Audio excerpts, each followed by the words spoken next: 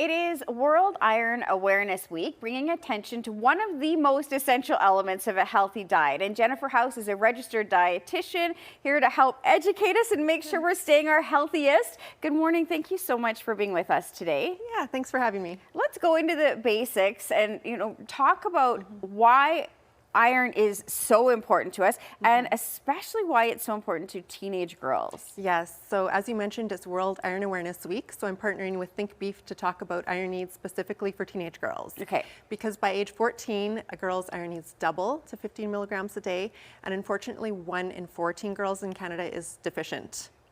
That actually doesn't surprise me. I think we don't realize how easily that can happen, and especially when you add in the hormonal changes and just the life and body changes.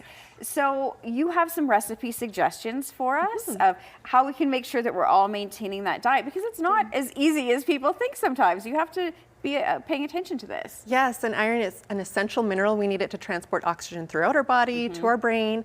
Deficiency can lead to poor school and athletic performance, pale skin, fatigue, a weak immune system. And there are 2 types of iron in our diet. We can find non-heme and heme iron. Okay. Walk us through the differences. Okay, so non-heme iron is found in most vegetable products, so leafy greens, fortified cereal, tofu, beans and lentils, eggs, and it's still an important source of iron in our diet. It's just not as well absorbed compared to heme iron, which is found in meat, fish, and poultry.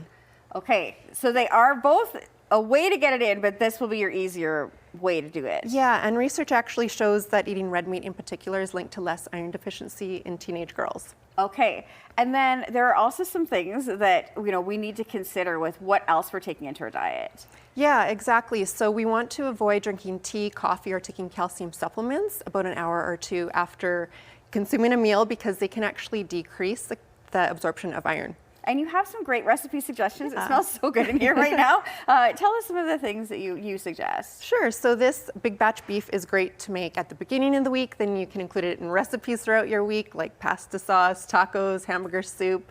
And I brought in some quesadillas. So they have the beef for the heme iron, we have the beans for the non-heme iron, and then we have some salsa with tomatoes and bell peppers for vitamin C. Because vitamin C actually boosts the absorption of the non-heme iron in the beans, and so does the meat. So by including meat and a source of vitamin C, which comes from fruits and vegetables, you're going to optimize that iron absorption. Amazing. And simple recipes as well. Where can folks go if they'd like to learn some more? Yeah, they can visit thinkbeef.ca for more information on iron and some recipes. Wonderful. Jennifer, thank you so much for your time today. We certainly appreciate it. Jennifer House is a registered dietitian, and to learn more, you can head to @lovecdnbeef on Instagram or thinkbeef.ca online.